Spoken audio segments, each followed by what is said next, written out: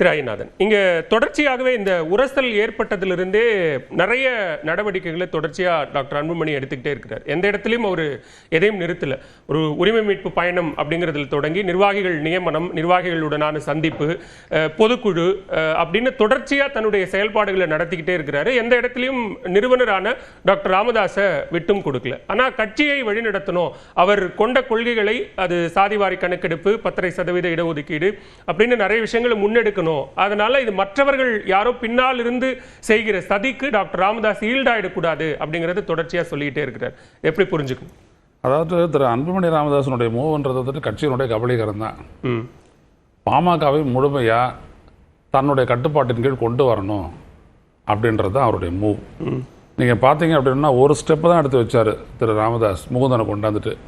அதுக்கப்புறம் இது வரைக்கும் எடுத்து வைக்கிறதெல்லாம் பாத்தீங்கன்னா அன்புமணி டோட்டலாக வந்துட்டு அவர் ஒன்றும் இல்லைன்னு சேர்ந்து தான். இதுக்கு இவருக்கு துணை நிற்கிறவங்க தான் வந்துட்டு அந்த வழக்கறிஞர் பாலு உட்பட அவங்கெல்லாம்.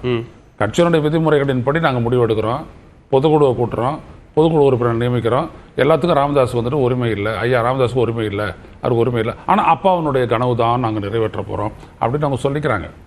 ஆக அவங்களுக்குள்ள நடக்கிறது அப்படின்னு என்னன்னா கட்சியை முழுமையாக தனது கட்டுப்பாட்டுக்குள்ளே கொண்டு வரணும் அப்படின்றது தான்.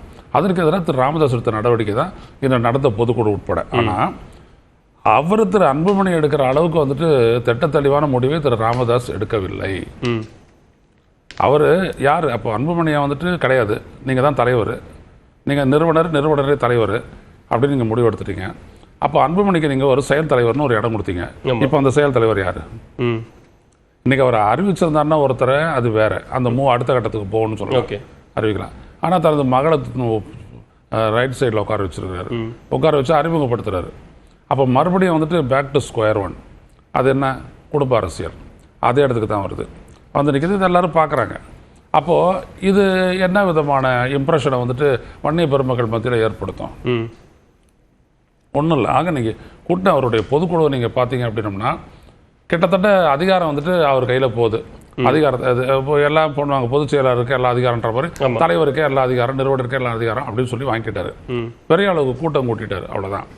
ஆனால் இவங்களுடைய அந்த பிளவு அப்படின்றது வந்துட்டு சரியாகுமா அப்படின்னம்னா அதற்கான வாய்ப்பு இருக்குன்னு சொல்லுவேன், இல்லைன்னு சொல்லுவேன். இல்லை அப்படி கூட்டம்னு பார்த்தா டாக்டர் அன்புமணி கூட்டின பொதுக்குழுக்கும் கூட்டம் வந்துச்சு தானே, அங்கேயும் கூட்டம் இருந்தாங்கல்ல. அதான் சொல்ல வர, வெறும் கூட்டம் நீங்கள் முடிவு எடுத்திருக்கணும். நீங்கள் உங்களுடைய நிலைப்பாட்டை வந்துட்டு வலிமைப்படுத்தணும் அப்படின்னம்னா அடுத்தடுத்து முடிவு எடுக்கணும். நீங்கள் அன்புமணி இருக்கிறாரா இல்லையா, அன்புமணி இப்போ இன்னும் கட்சியில் இருக்காரா சொல்லணும்ல. இவர் சொல்லலை. அன்புமணி வகித்த பதவி இப்போ யாருக்கு சொல்லலைல்ல. அப்போ என்னது இது? அப்போ இன்னமும் வந்துட்டு அந்த கதவுகள் திறந்தே இருக்கின்றன அப்படின்றது தான். அப்போ இதில் வந்துட்டு அந்த கட்சியினுடைய மற்ற நிர்வாகிகள்லாம் வந்துட்டு அவசரப்பட்டு அந்த முடிவு எடுக்க மாட்டாங்க. அப்போ இந்த ஒரு குழப்ப நிலை தொடரும். அதுதான் நான் பார்க்கறது. இது குழப்ப நிலை தொடருங்கிறது யாருக்கு லாபம், யாருக்கு நட்டம்? ரெண்டுமே லாபம் யாருக்குமே இல்லை. நட்டம் வந்துட்டு பாட்டாளி மக்கள் கட்சிக்கு. பாட்டாளி மக்கள் கட்சி அப்படின்றது வந்துட்டு மக்கள் மத்தியில் ஒரு தலைமைத்துவத்தோட ஒரு கட்டுக்கோப்பான ஒரு கட்சியாக இருந்த நிலை இன்றைக்கு இல்லை, அவ்வளோதான். இப்போ அன்புமணி வந்துட்டு என்ன பண்ணுறாரு? இப்போ அன்புமணியினுடைய ஆதரவு யார்? அவரால் நியமிக்கப்பட்டதா அது பொதுக்கூடு, அவ்வளோதான். இவங்க இந்த பொதுக்குழு அது இவரால் நியமிக்கப்பட்டவருடைய பொதுக்குழு, அவ்வளோதான். இவனும் தேர்தல் நடந்து கீழ்மட்டத்திலேருந்து மேலே வரைக்கும் தேர்ந்தெடுக்கப்படல யாரும். ஸோ அப்படி அவ்வளவுதான் அந்த இது. அப்போ இதில் வந்துட்டு இவங்க என்ன பண்ணிட போகிறாங்க? ஸோ இப்போ இதில் என்ன பண்ணுவாங்க? பாஜக வந்துட்டு கட்டாயம் அன்புமணியை விட்டு தராது, அன்புமணியை வந்துட்டு தன்னுடைய இதில்.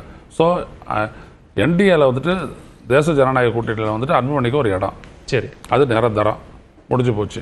இவர் ராமதாஸ் ஒரு முடிவெடுக்க போகிறேன் அப்படின்னு ஒரு சொல்கிறாரு. இவர் எப்படி முடிவெடுக்க போகிறாரு அப்படின்றது. ஆக 2 பாமக அப்படின்றது முடிவாகி போச்சு. பாமக அன்புமணி, பாமக ராமதாஸ் அப்படின்றது முடிவாகி போச்சு.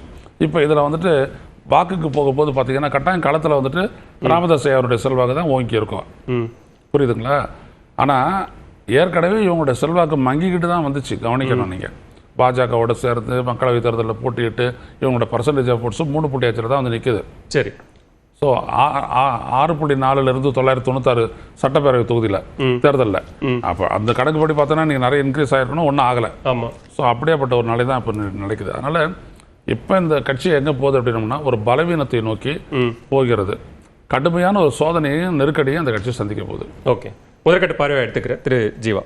இப்போ பாமக அன்புமணி, பாமக ராமதாஸ் அப்படிங்கிற ஒரு சூழல் உருவாகும் பட்சத்தில் தொண்டர்கள் யார் பக்கம் நிற்பாங்க அப்படிங்கிறது ஒரு கேள்வி. அதை தாண்டி ரெண்டு தரப்பும் தேர்தல் ஆணையத்தை அணுகி இருக்கு. தேர்தல் ஆணையம் எதன் அடிப்படையில் முடிவெடுக்கும், அதன் அடிப்படையில் இது பாமகவுக்கான சாதகமான சூழல் என்னென்ன இருக்குன்னு பார்க்க வேண்டியிருக்கு. இல்லை, அன்புமணிக்கு பின்னாடி ராமதாஸ் இருந்த காலகட்டம் போய் முழுமையாக பாஜக இப்போ இருக்குது. அதுதான் உண்மை. முழுக்க பாஜக சார்பு நிலையில் அன்புமணி போயிட்டார். எந்த அளவுக்குன்னா, தமிழ்நாட்டுக்கு எத்தனை நீங்கள் பாஜகவை ஜெயிக்க வச்சிங்க, உங்களுக்கு எதுக்கு நிதி ஒதுக்கணும்னு கேட்குற அளவுக்கு அன்புமணி போயிட்டார்.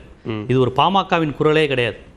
ஏன்னு கேளுங்க, இவங்க 2 பேரும் சண்டை போட்ட இந்த காலகட்டத்தில் ராமதாஸ் எத்தனை அறிக்கை விட்டுருப்பார் தெரியுமா? தமிழ்நாட்டு பிரச்சனை தொடர்பாக ஒரு அறிக்கை வரல. நீங்கள் எடுத்து பாருங்கள், ஊடகத்தில் இருந்து நம்ம எல்லாருக்குமே தெரியும், ரெகுலராக ராமதாஸோட அறிக்கை வரும். இந்த நீர்நிலை, அந்த பவானி பிரச்சனை, சிறுவாணி பிரச்சனை, முல்லை பெரியாறு, ஏதாவது ஒரு அறிக்கை, விவசாய பிரச்சனை, தொழிலாளர் பிரச்சனை, நெசவுன்னு வந்துக்கிட்டே இருக்கும். இப்போ பாருங்க, எதுவுமே வர்றதில்ல. அன்புமணியை நீக்கிட்டாரு, இவரை நீக்கிட்டாருன்னு தான் வருது. அப்போ நீங்கள் சொல்கிற மாதிரி தேர்தல் ஆணையம் இந்த மாதிரி விஷயங்களை நம்பி தான் அன்புமணி இருக்கிறார். எப்படியும் கட்சி நம்ம கைக்குள்ளே வந்துடும்னு. ஏற்கனவே இப்போ கட்சி அங்கீகாரமும் பிரச்சனையாக இருக்குது. சின்ன மட்டும் ஒரு 6 வருஷத்துக்கு இருக்கலாம், அதுக்கு பிறகும் ஒரு 5 வருஷம் இருக்கலாங்கிற அடிப்பில் தான் இருக்குது. ஸோ ரெண்டுமே பிரச்சனையாக இருக்கக்கூடிய, அதான் இப்போவே அந்த மாதிரியான பீரியட் முடிஞ்சிச்சு. அந்த அங்கீகாரம் போனாலும் ஒரு 6 வருஷமாக என்னமோ டைம் தருவாங்க. அது கூட முடிந்த நிலையில் தான் இப்போ இருக்குது. இப்போ இந்த நிலையில் எப்படியாவது பாஜக காப்பாற்றுங்கிற மாதிரி தான் அன்புமணியோட நிலையை இருக்குது. ஆனால் வன்னியர் சங்கத்திலேருந்து இருக்கிறப்ப ராமதாஸ் பக்கம் நிற்கக்கூடிய ஆட்கள்லாம் பாருங்க, கூத்தா அருள்மொழி, பேராசிரியர் தீரன், இவங்கெல்லாம் யாருன்னு பார்த்தீங்கன்னா வன்னியர் சங்கத்திலேருந்து அவருடன் இருக்கிறவங்க. அன்புமணி பக்கத்தில் இருக்கிறவங்களாம் திலக பாமா போன்றவர்கள். அவங்களுக்கு வன்னியர் சங்கம் தொடங்கினப்போ அவங்க பாமகவில் இருந்தாங்களா என்னன்னு கூட தெரியாது. அப்போ ப்ராப்பர் வன்னியர் சங்கம் இந்த மாதிரிலாம் பார்த்தீங்கன்னா அவங்களுக்கு பாமக ராமதாஸ் பக்கம் தான் அவங்க இருக்கிறாங்க. இளைஞர்கள் இவர்கிட்ட போனால் எப்படியும் பதவி வாங்கிடலாம், சீட்டு வாங்கிடலாம், சென்ட்ரல் டெல்லி நம்ம பக்கம் இருக்கு, சென்ட்ரல் இந்த மாதிரி யோசிக்கிறவர்கள் அன்புமணி பக்கம் இருக்கிறாங்க. ஆனா இந்த கட்சி பாலச்சந்திரன் சார் முதல்ல ஒரு தெளிவா ஒரு விஷயத்தை சொன்னார். இந்த கட்சி ஒரு சாதி கட்சியா அடையாளப்பட்டு இவ்வளவு பெரிய வெற்றியை பெறல. இது தொடக்கத்துல இந்த கட்சி ஒரு நக்சல்பாரி அமைப்புகள் வன்னியர் சங்கமா மாறின காலகட்டம், எம்ஜிஆர் காலகட்டத்தில் துப்பாக்கி சூடுலாம் நடத்துறாங்கிறதுக்காண்டி வன்னியர் சங்கமாலாம் மாறிச்சு. தலித்த முதலமைச்சராகணுங்கிற கோரிக்கையுடன் தொடங்கப்பட்ட ஒரு கட்சி, ஒவ்வொரு சாதிக்கும் வகுப்பு வாரியா உரிமை தரணும்னு சொன்ன கட்சி, இஸ்லாமியர் தான் கண்டிப்பா பொருளாளரா இருக்கணும்னு சொன்ன ஒரு கட்சி. இந்த அடிப்படையில் தான் தமிழ்நாடு முழுவதும் உங்களுக்கு திரண்டாங்க. தென் மாவட்டத்தில் பாத்தீங்கன்னா தேவேந்திர குல வேளாளர்கள் எல்லாருமே பாமக சேர்ற மாதிரியான நிலை. தேவேந்திர குல வேளாளர் வன்னியர் ஒற்றுமை மாநாடு, வன்னியர் அருந்ததியர் ஒற்றுமை மாநாடு, இப்படியா நடத்தி தான் பாமக வந்ததை ஒழிய வெறும் வன்னியர் கட்சியா அதை அடையாளப்படல. அது பாலச்சந்திரன் சார் தொடக்கத்தில் தொட்டாங்க. ஏன்னா இளைய பெருமாள் ராமதாஸ் இருவரும் இணைந்து ஒவ்வொரு ஆதி திராவிட கிராமத்துக்கும் போய் தீண்டாமை கடைபிடிக்க கூடாது, நீங்க கொட்டடிக்க கூடாது, பறை அடிக்க கூடாது, எந்த ஜாதிகார சட்டம் அடிக்காதீங்க, இப்படியெல்லாம் ஒற்றுமையை ராமதாசும் இளைய பெருமாளும் சேர்ந்தெல்லாம் வளர்த்தாங்க. ஸோ இப்படிதான் அந்த கட்சி அடையாளப்பட்டது. இப்ப பேசுற மாதிரி வன்னியர் அப்படின்லாம் அவங்க பேசல. நாங்களும் ஒரு ஒடுக்கப்பட்டவர், பறையரும் ஒடுக்கப்பட்டவர், வாங்க நம்ம தமிழர்களுக்காண்டி ஒரு கட்சி நடத்துவோம். ஏன்னா கோவை ராமகிருஷ்ணன் ஜெயிலுக்கு போனதுக்கு அப்புறம் தந்தை பெரியார், அன்னைக்கு இருந்த பெரியார் திகா அவங்க பாமகவை தேர்ந்தெடுக்கிற அளவுக்கு இந்த கட்சி ஒரு பெரியாரிய, ஈழ ஆதரவு, இடதுசாரி, ஒரு தீவிரமான நக்சல்பாரி, இந்த மாதிரி சிந்தனை கொண்டவர்களாக வளர்ந்தாங்க. ஐயா போன்றவர்களுக்கெல்லாம் அது தெரியும். தேர்தல் புறக்கணிப்பு இந்த மாதிரி விஷயங்கள் வந்த கட்சி. அதனால தான் இந்த கட்சி இந்த அளவுக்கு பையன் எத்தனை ஜாதி கட்சி இருக்கு, ஏன் இந்த கட்சி மட்டும் இந்த அளவுக்கு வளர்ந்துச்சு? 6 MP வாங்குற அளவுக்கு, இணையமைச்சர் வாங்குற அளவுக்குலாம் வளர்ந்துச்சுன்னா வெறும் சாதியை சொல்லி இல்லை. அவங்க ஆரம்பத்தில் சொன்னது வேற. தமிழர் கட்சி, தலித் மக்களுக்காக பாடுபடுகிற கட்சி, சமூக நீதி கட்சி, ஈழ ஆதரவு கட்சி. ஈழ ஆதரவு மாநாடு ஜெயலலிதா காலத்தில் கடுமையான புலிகள் மீதான தடை போட்ட போது தமிழர் வாழ் உரிமை மாநாடு நடத்தினாங்க. அதுல விடுதலை சிறுத்தைகள் தலைவர் தொல் திருமாவளவன் இருந்தாங்க, நடிகர் சிவாஜி கணேசன் அதுல பங்கேற்றாரு, சுபவீன். அது ஒரு மாதிரி கலவையா இருந்தது. பேராசிரியர் கல்யாணி, பிரபஞ்சன், இப்படியாக வளர்ந்த கட்சி கடைசியில் என்னவாச்சு? வன்னியர் கட்சிங்கிறத ரொம்ப அழுத்தமா பதிவு செஞ்சாங்க. வன்னியர் கட்சி தான் அப்படி